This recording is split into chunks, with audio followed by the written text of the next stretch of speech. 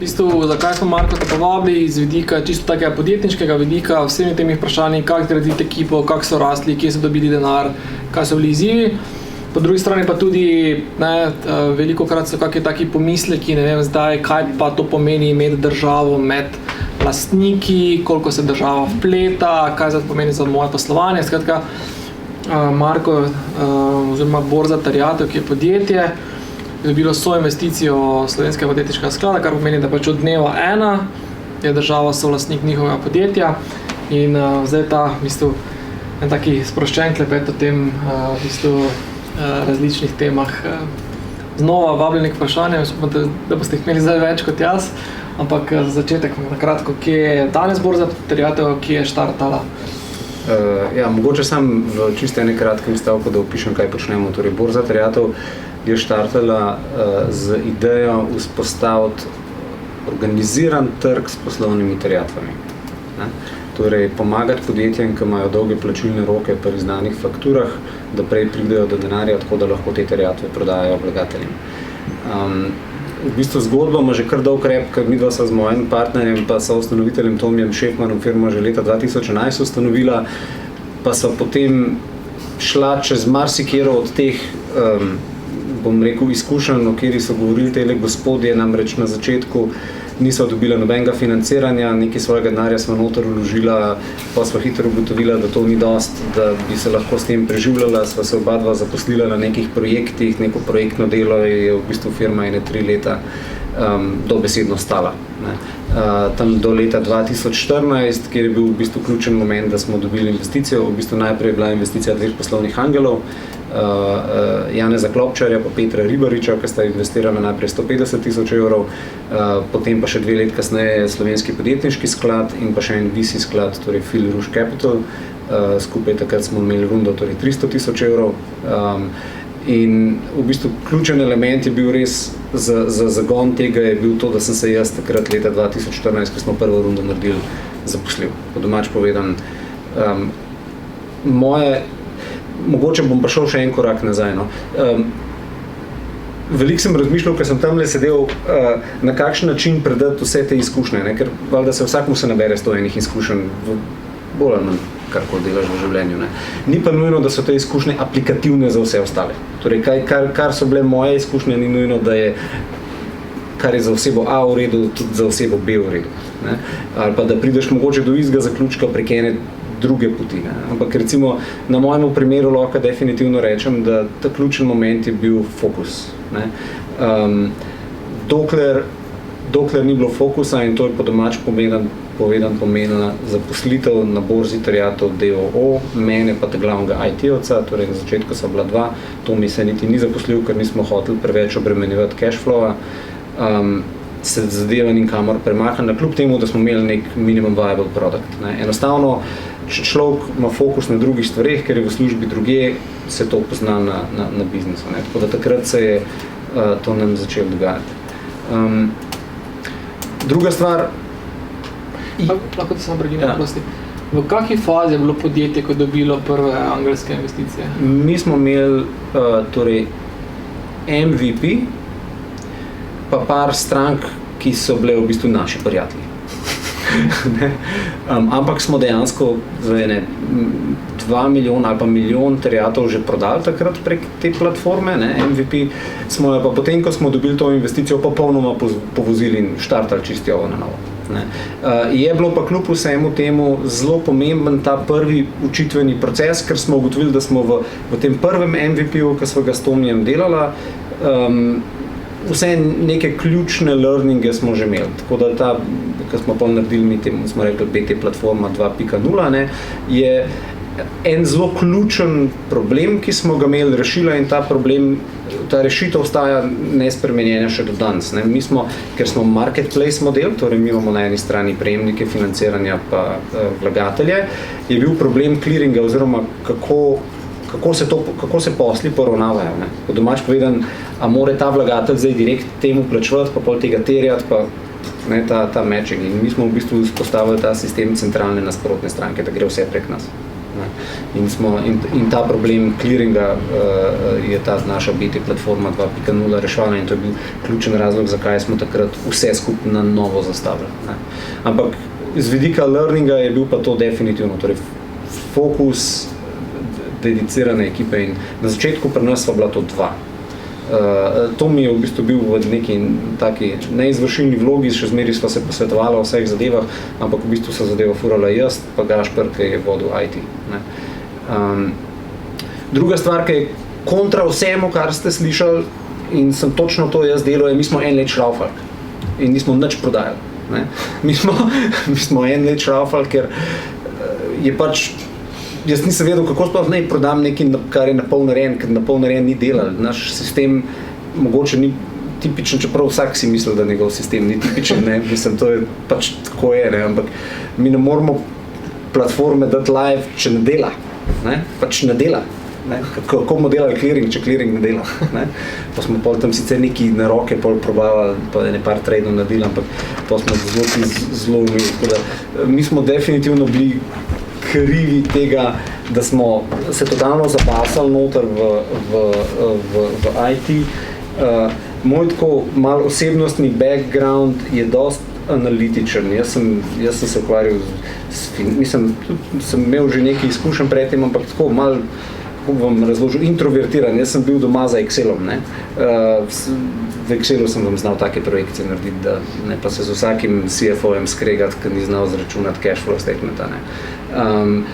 Po drugi strani, torej bil sem zelo tak product guy, ne, čeprav nisem IT-ovc, ne. Tomi, moj partner, je bil pa ki je prodal neki prednik, karkoli sploh imel, ne, pa se je pa sekiral, kako bo naredil tisto, kar je že emu obljubil, da bo naredil, ne. In mogoče je bil glih to taka v redu komponenta, ker jaz sem to občudoval na Tomiju, ne, kako je on tam prišel v eno sobo in da je to že vse narejeno. Jaz sem pa točno vedel, da ni, ne. In verjetno v tem delu sva se dosti dobro dopolnjevala, ne, ker jaz sem pa v ozadju tam šraufal, ne.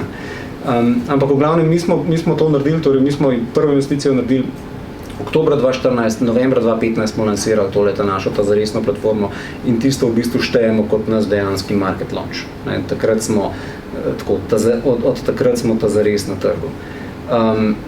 Pol smo imeli to klasično izkušnjo, ne, zdaj bojo pa stranke padle z neba, ne, samo da niso. in to je bilo kar šok, ne, ker sem v bistvu ena od najbolj pomembnih stvari, ki sem se jih jaz naučil, mislim, jih je več, ampak recimo ta element prodaje je bil definitivno ključen, ne? In v bistvu ugotovil sem, da za mene, ki sem izhajal iz malo bolj tazga prestrašenega introvertiranca, ne, se je vse skupaj vrtel samo okrog premagovanja strahu, ne? Fear of rejection. To je, kad ti bo en rekel, da ta otrok, ki ga pa naredil, pa to pa on ne bo. Ne? Kaj? Ne? Mislim, kaj ti ni jasno, ni to dobro, ne? In v bistvu to premagovanje strahu in smo pol šli čez nek tak prvi cikl learninga, ne vem, če sem te povedal, tam na podiumu 2016, ki je bil Steli, ne, mi smo takrat prvič pičali na podium challenge-u, smo bili tudi v finalu, jaz sem tam maširal ob ta veliki dvorani v finalu, tako gor pa dol, da sem se v glavi, sem se mu pič vrtel, ne, pa bom zdaj povedal. Tam je pa en tip stal zraven, to je bil Steli, ne, pa nisem vedel, kdo je. In jaz tam delam in to je bil drugi dan konference in pol smo imeli finale, nekdo drug je zmagal, konfeti so leteli, nagrade so se podeljevali, vsi so že hoteli jeti, to je dvodnevna konferenca, prejšnji dan so ga vsi žurali, bilo je pa 6:00, ne. In pol, ki je bilo vsega konc, ki so že vsi vstali, pa so že hoteli jeti, pride gor povezovalec na oder, no, wait, we have one keynote left, ne. In vsi se, a zdaj pa še to, ne. In je prišel gor Steli, ne, in je naslednjih 40 minut smo se takole držali za zice, tema je bila pa sales in jaz sem tist gledal in kot da se mi ne bo rekel, mi moramo delati točno to. In če si želite, si lahko še pogledate na YouTube objavljen, če tipkate Steli FT podium je Go Home and Hustle Hard je naslov tistega in meni je bilo tisto, wow, startup B2B sales one-on-one. In jaz sem se takrat pol vrgel v malo raziskovanje salesa, po enih knjig sem si prebral, začel smo tako delati, jaz sem začel telefone vrteti, maile pisati, v glavnem spravil sem se ven iz cone komforta, pa začel to delati. In če bi vam pokazal naš traction chart, točno se vidi, ne, tam sred 2016, kako nam je tam pol nek tak prvi odboj, ki je bil. Torej sales skills. Naslednja stvar so pol taki nadgradnje. Mi nismo imeli tazga, ki si pravijo pivot, ne? Zdaj pa kar naenkrat je pa to nekaj popolnoma drugačnega, oziroma se zdaj obrnem za 180 stopinj. Mi nikoli nismo tega imeli, smo pa ves čas neki šraufali, pa bi to bilo boljše, pa smo ugotovili, da to ne dela, ker smo delali pri nas je pa bilo vprašanje, kako vlagatelje pa prejemnike financiranja mečaš. Pa smo delali neke dražbe, ki so bile zelo okorne, pa benimo se ni dali, pa smo, kako bi to avtomatizirali, pa kako bi več vlagateljev v isti trade lahko sindicirali. Pa, v glavnem, pohnenih nadgraden, dokler na koncu nismo ugotovili, da počakamo neko enkrat, se tale naša platforma pa sploh ne zgleda več tako kot borza, v bistvu zgleda bolj kot banka. Mi imamo na eni strani produkt, ki je čist pasiven, ki je kvazi depozit, na drugi strani imamo pa financiranje na podlagi odkupa terjatov, pa še to smo pol nadgradili, da zdaj še posojila delamo. Torej, v bistvu imamo čist klasične bančne produkte in potem sem ugotovil, da smo v bistvu nezavedno pivotirali iz te osnovne ideje online organiziranega trga v neki čist drugega, kar je bilo pa super lepo. Ne?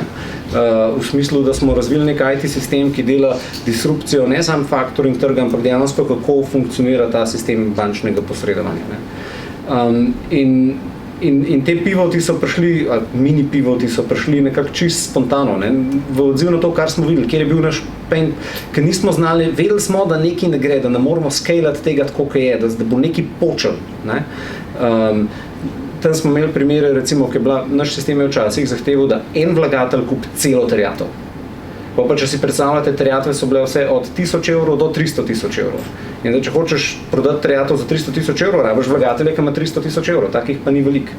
Pa smo mogoče imeli 10 vlagateljev, ki so imeli 30 000 evrov, sam naš sistem tega ni znal sprocesirati. In smo pol na tej podlagi ugotavljali, okay, pa moramo to tako narediti, pa tako. In je bil ves čas ta v bistvu konstanten feedback, kako ena taka prav izraz je ta med salesom pa med IT ekipo, ne, kot Scrum Master, ne, tak, ki v bistvu prevaja to, kar sales ekipa sliši, pa kar od strank slišiš v IT, dajmo to narediti, ne, ta povezovalni del med obema elementoma ekipe. Tako da, in to v bistvu vlogo sem v bistvu furil jaz, pa jo še zmeri furam jaz, ker je res ključno, ker v bistvu gre za srce razvoja, kaj je tista vizija pa ideja. Ne. Druga stvari, kar se meni, kar lahko vam pa definitivno povem, kot bom rekel, največjo izkušnjo, pa največjo dodano vrednost cele te podjetniške poti je pa v bistvu čisto osebnostna rast. Ne. Če jaz sam sebe gledam 5 let nazaj, ne, kako sem se kakšnih stvari loteval, pa po domačem, koliko me je bilo vsega strah, pa kaj si bojo drugi mislili, pa kaj si bojo vlagatelji mislili, pa kaj si bo tam mislil, pa kaj, ne, da v bistvu skozi ta proces rasti podjetja, ko se učiš vodenja, ko se učiš prodaje, ko se učiš vseh teh različnih skillsetov, ne, v bistvu osebnostno rasteš skupaj za celo ekipo in za vsem. Mislim tudi, da je v bistvu torej, ni napačnih, pa ni pravih odločitev, vsaka stvar ima svoj kontekst. Ne? Ni nujno, tako kot sem rekel, da je en vlagatelj, ki je za nas dober za vsakega. In mislim, da je to ful pomemben reči, še posebej v tem kontekstu. Ne? Pač so taki vlagatelji in drugačni. Predvsem mislim, da je zelo važno to osebnostno ujemanje, da se zaštekate z nekom, ki ga imate zraven, ki imate enkrat vlagatelja v strukturi, to je tako kot poroka. To, mislim, nočeš se skregati. Ampak da to še malo razloži, v bistvu, zdaj vsi govorijo o tej poroki, pa partneri, pa kemija, pa levo tesno. Zdaj pa, mislim, koliko ste vi dejansko imeli na mizi nekih ponudb, da ste lahko zdaj tako super izbirali? Ne, sej nismo, ampak In mogoče je odgovor na to vprašanje, itak se ti zgodi, kar se ti ima se zgoditi, pa dobiš točen tazga drekača, kakor ga rabiš, da boš šel čez sebe in se boš z njim zmenil in se ne boš skregal. Ker v končni fazi je overcoming tense relationships. Mislim, eno je, zgodili se vam bodo tense relationships. Zgodili se bojo sranja, ki lahko skušaš pol kriviti nekoga drugega ali pa skušaš jeti često pa se zmeniti.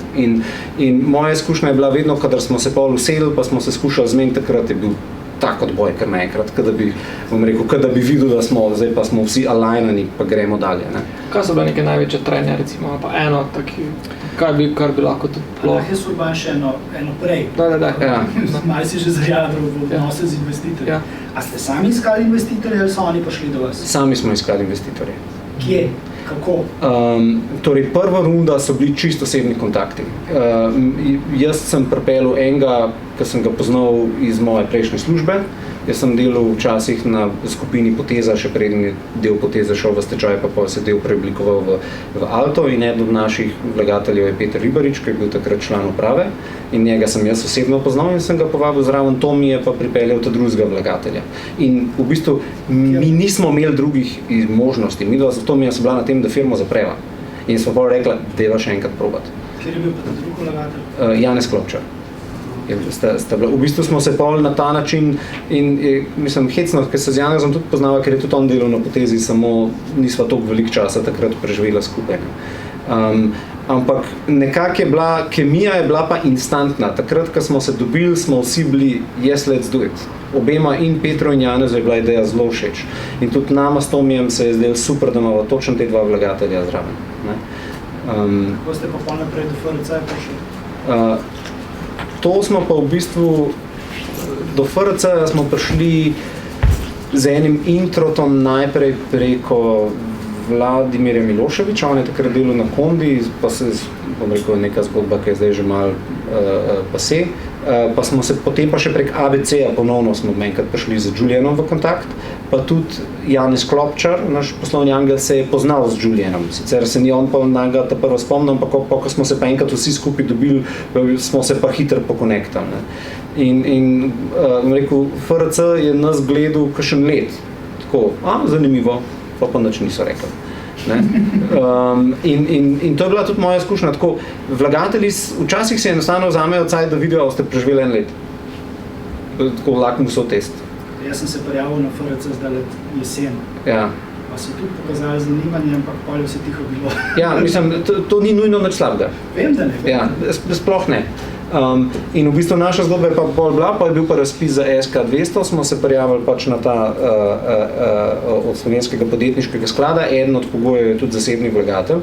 Mi smo jih sicer imeli že odprej, tako da pogoje smo že imeli izpolnjen, ampak smo pa sporedno še rekli, poslušajte, mi zdaj delamo rundo, a bi vi tudi delali rundo zraven, torej bi se priključili in verjetno tudi iz razloga, ker smo imeli pol zraven še Phil Rush, je tudi za SPS bistveno večjo težo imela pol naša prijava, pa še ker smo imeli odprej dva poslovna angela in se je pol zelo, bom rekel, lepo zapeljali.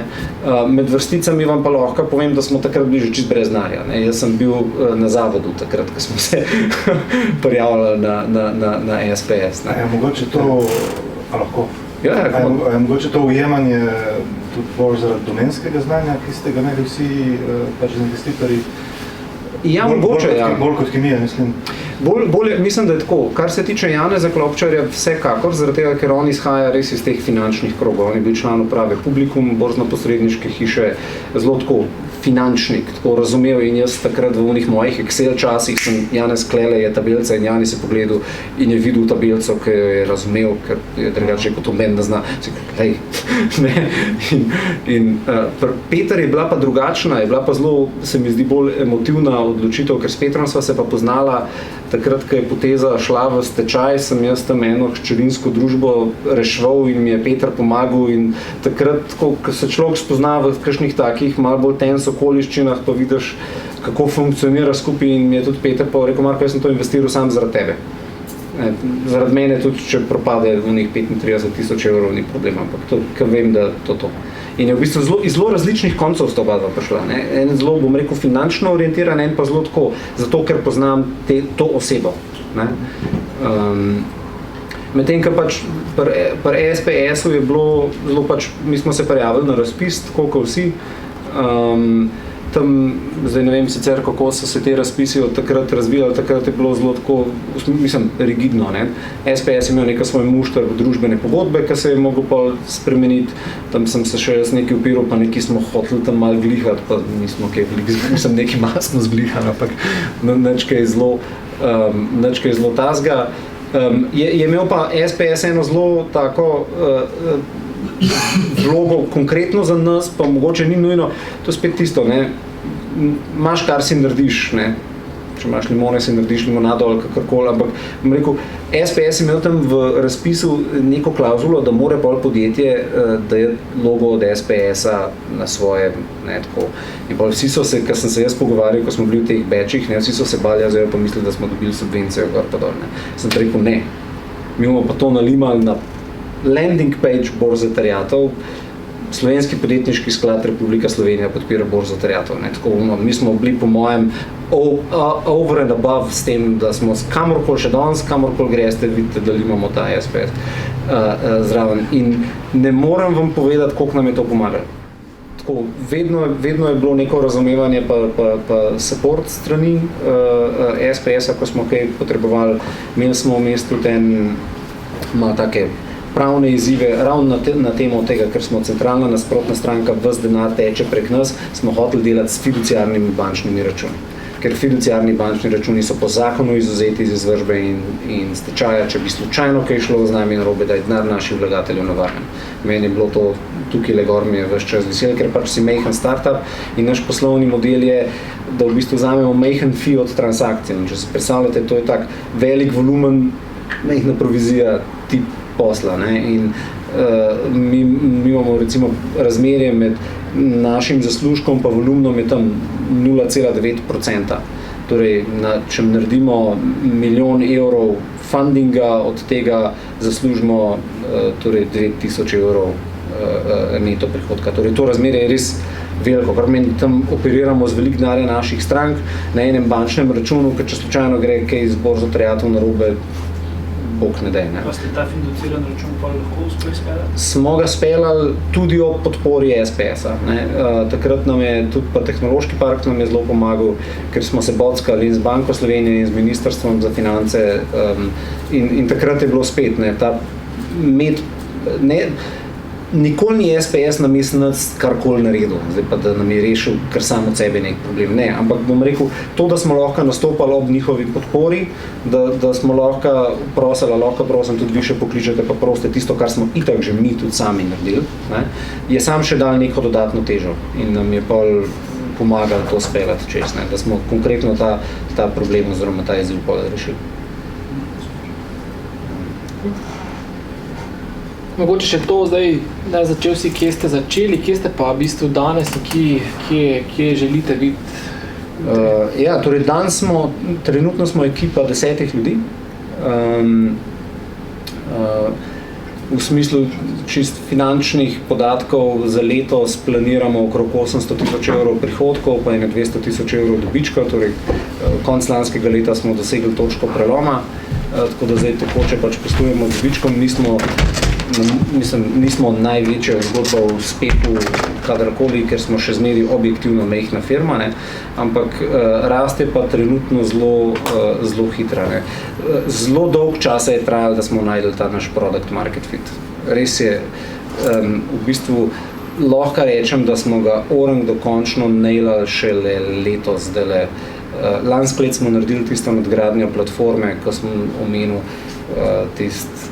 torej avtomatizacijo pa sindiciranje vlagateljev, ne, torej avtomatizacijo tradingov pa sindiciranje vlagateljev.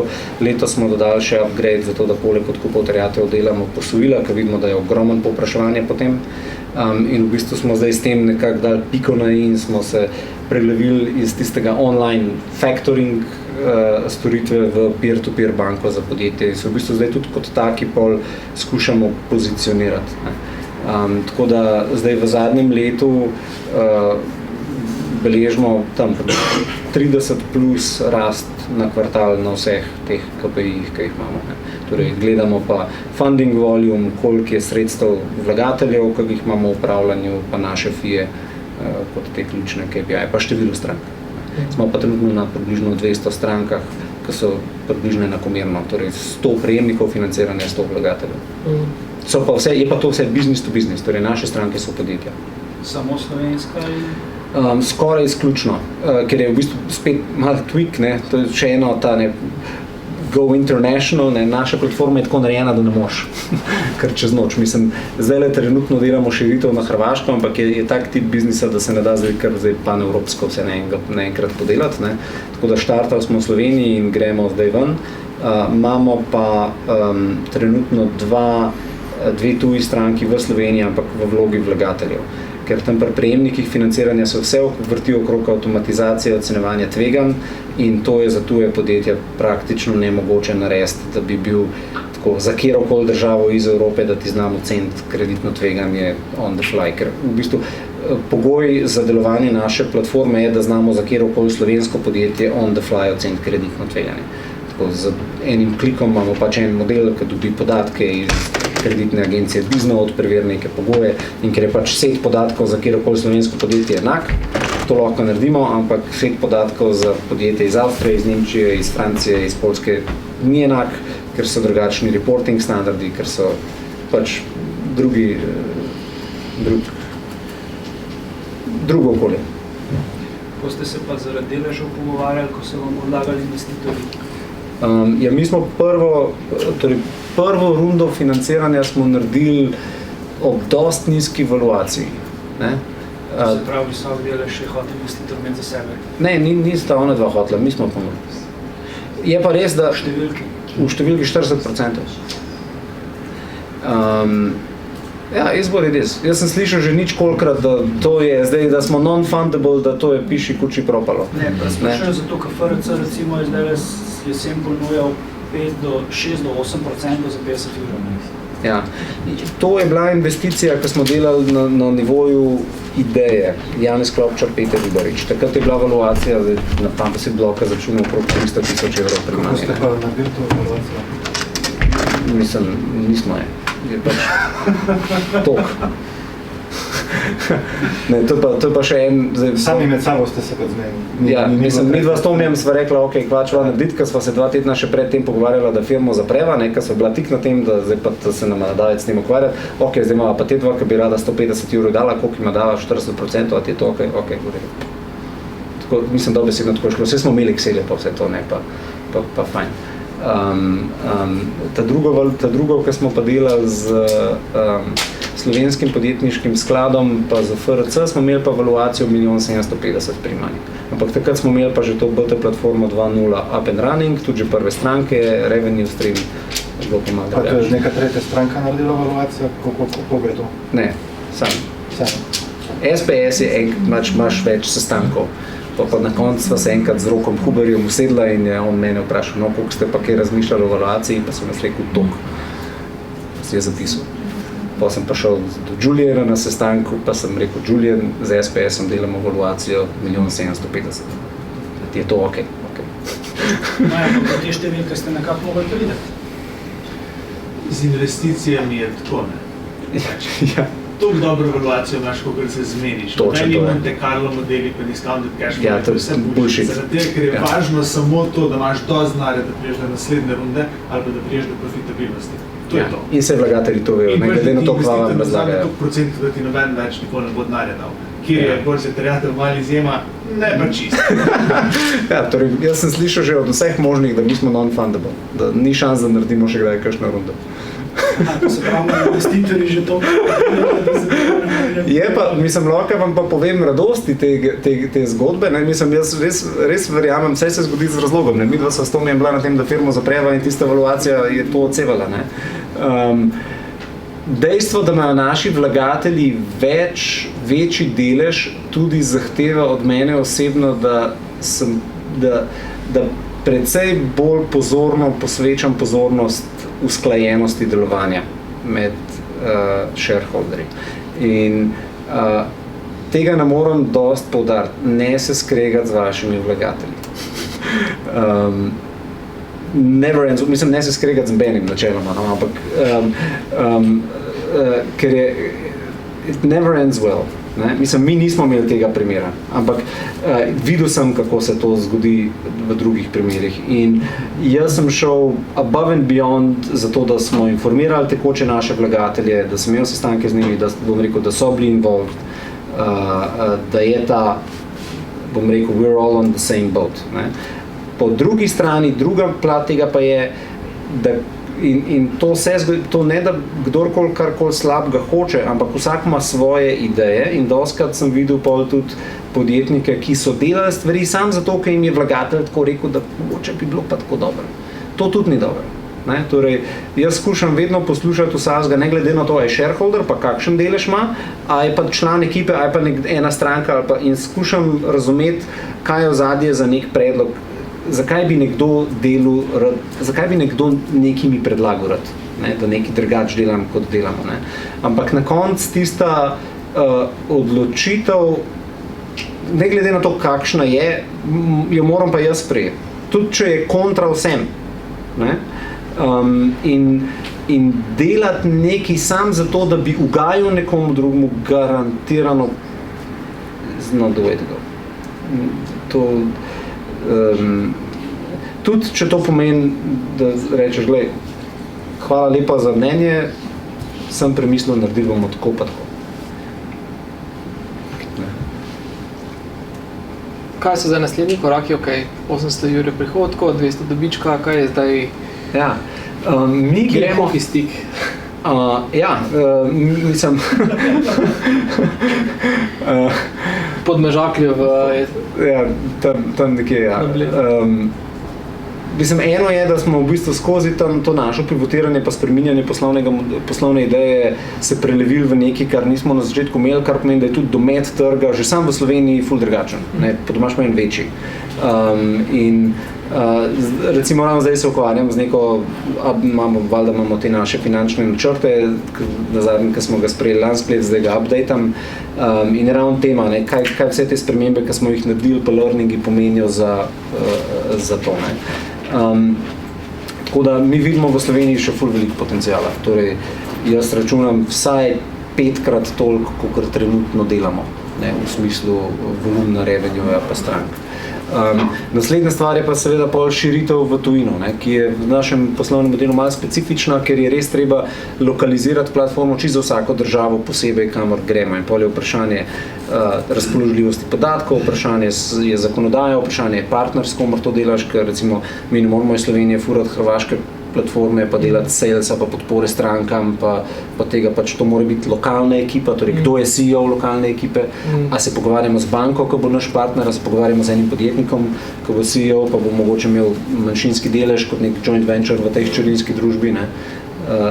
Tako vprašanje. Ne. Tako da v tem trenutku naš fokus je, ker smo zdaj v Sloveniji smo zrasli čez break-even, torej moja naloga v zadnjem letu je bila predvsem, da sem se ven potegnil iz dnevnih operacij, kar pomeni, da imamo dosti etablirano ekipo, vodja prodaje, vodja IT-ja, marketing, da zadeve funkcionirajo bolj ali manj brez mene, da se jaz lahko posvetim naslednji stvari, ker dokler tega nisem vzpostavil, ni bilo šans, da se jaz ukvarjam v druge stvari, ker če bi jaz sem predstavil, bi sem to vse se ustavil. Ne? In v bistvu ta proces nekaj časa traja, ne? Ker je tudi povezan s tem, da pač grejanje zaupanja, da cela ekipa v bistvu raste, ne? Z tem, kar se podjetje razvija. To ima ta element osebnostne rasti, ne pa vodenja. Ne samo za mene, tudi bom rekel za vse, ker smo deli ekipe.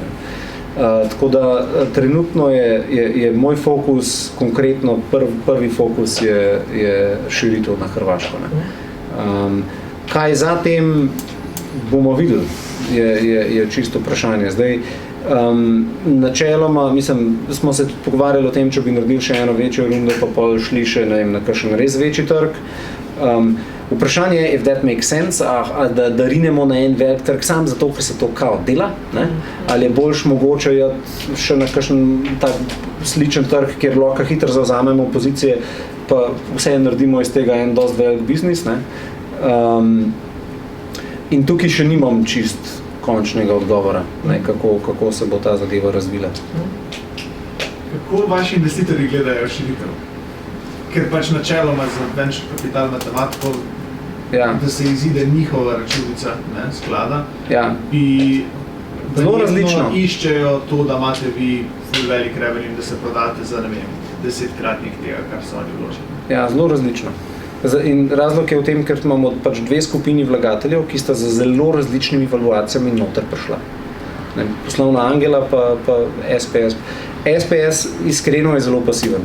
V smislu, kolikor sem se tudi pogovarjal z njimi, valjda se ni zdaj to free for all, pa delite kar hočete, vsak želi na koncu imeti nek zaslužek iz tega, ampak ni nekega deadlinea, zdaj pa morate do takrat to prodati.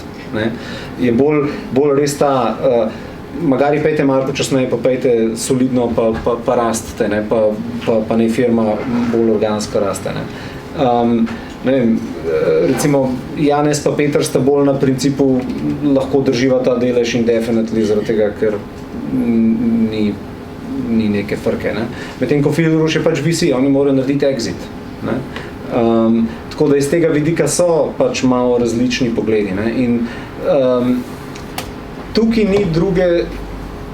nimam drugega odgovora kot ta, da ne glede na to, kaj si kdo mislil, pa bi kdo želel, na koncu moram jaz priti do tega, da jaz delam tisto, kar jaz želim delati, kakor se to sebično sliši. Ne da delam, ker jaz nisem prišel niti do Janeza, niti do Petra, niti do SPS-a, niti do Filruža, pa jih vprašal, vi imate denar, kako vam lahko pomagam narediti 6-kratnik? Jaz sem prišel, jaz imam idejo za borzo terjatov, do you buy into this?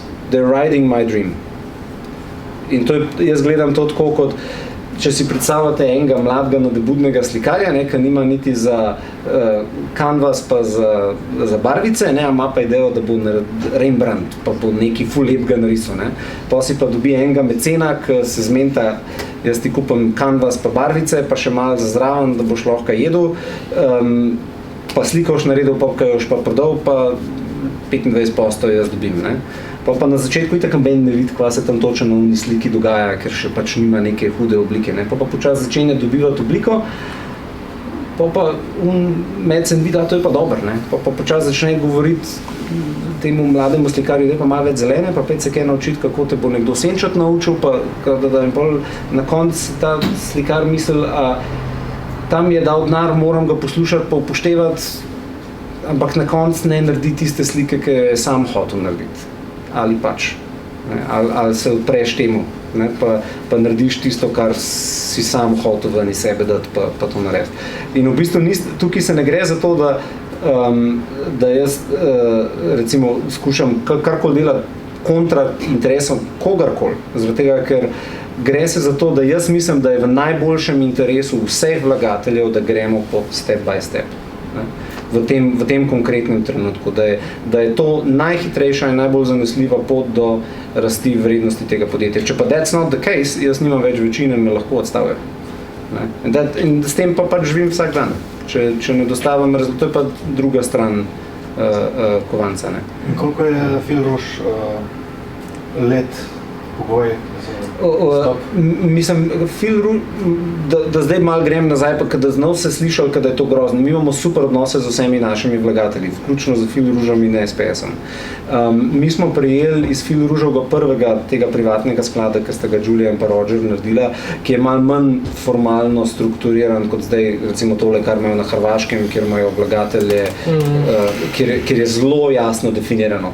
In tudi, ko smo se pogovarjali z Rogerjem in z Julianom, ste rekli, Marko, načeloma, we're very flexible v tem njihovem prvem skladu. Tako da mi imamo to srečo, da res nismo pod nekim hudim pritiskom. Valjda gledajo našo valuacijo, valjda gledajo, kako rastemo. Vidijo, da zadeva se je očitno prijela, da product market fit imamo, tako da želijo na tem zaslužiti. In edino prav je in bojo. To je edino, kar lahko rečem, valjda. In tudi jaz z največjim veseljem in zadovoljstvom povrnem pa to zaupanje, ki nam je bilo dano na način, da naredimo vsi dober exit ali pa da oni naredijo dober exit. Jaz osebno nimam neke ambicije, da moram zdaj nujno prodati.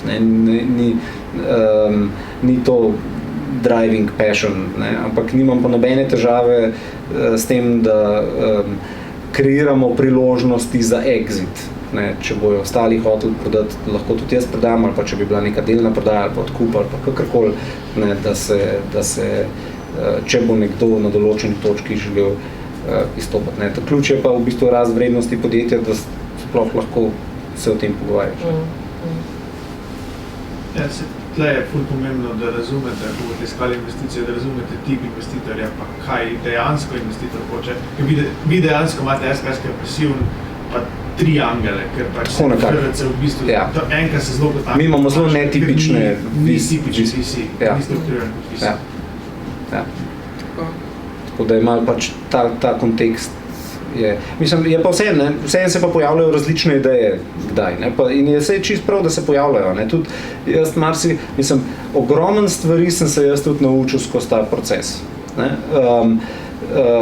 tako, mogoče še največ z Janezom sva debatirala, ker je on imel iz teh finančnih vod, ne, on se je res zainteresiral, njega prav zanima, kva mi delamo, tako zelo se je poistovetil s tem, ne, tudi njegova največja naložba je bila to, ne.